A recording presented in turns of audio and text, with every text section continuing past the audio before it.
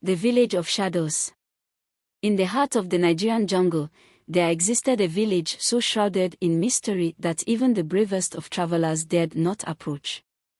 They called it Akoko, the village of shadows.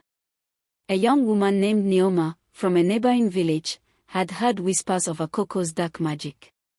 She was skeptical, but her curiosity got the better of her.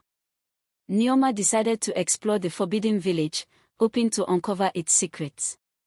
As she ventured deeper into the jungle, the air grew thick with an eerie, unnatural silence. Neoma felt eyes upon her, but whenever she turned, there was no one in sight. Finally, she stumbled upon the entrance to Akoko. The village was hidden behind a veil of twisted vines and gnarled branches. Neoma pushed aside the foliage and stepped into the heart of the village.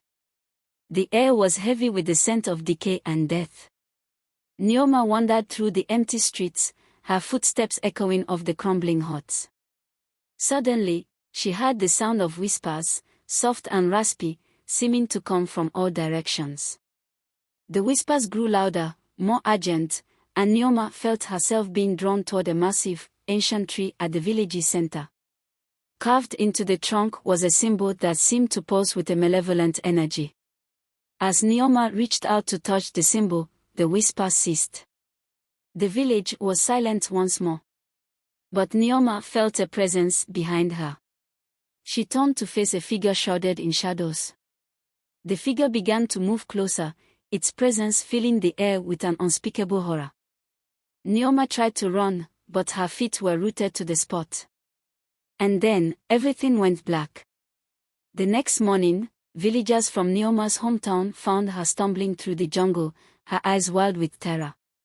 She never spoke of what happened in Akoko, but the look in her eyes told them that she had gazed into the very heart of darkness. Days turned into weeks, and Neoma began to notice strange occurrences around her. Objects would move on their own, and she would hear whispers in the dead of night. She knew then that the village of shadows had left its mark on her. Determined to break the curse, Neoma sought out the help of a powerful juju priest. Together, they performed a ritual to cleanse Neoma of the darkness that had taken hold. As the ritual progressed, Neoma felt the weight of the curse lifting. The whispers ceased, and the shadows that had haunted her began to recede. She knew then that she was finally free. The villagers, who had grown wary of Neoma's strange behavior, welcomed her back with open arms. They celebrated her return with feasts and festivities, and Neoma knew that she was home at last.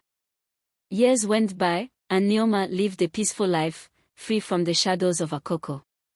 But she never forgot the lesson she learned in the village of shadows, that some secrets are better left unexplored, and that the darkness within can be just as terrifying as the darkness without.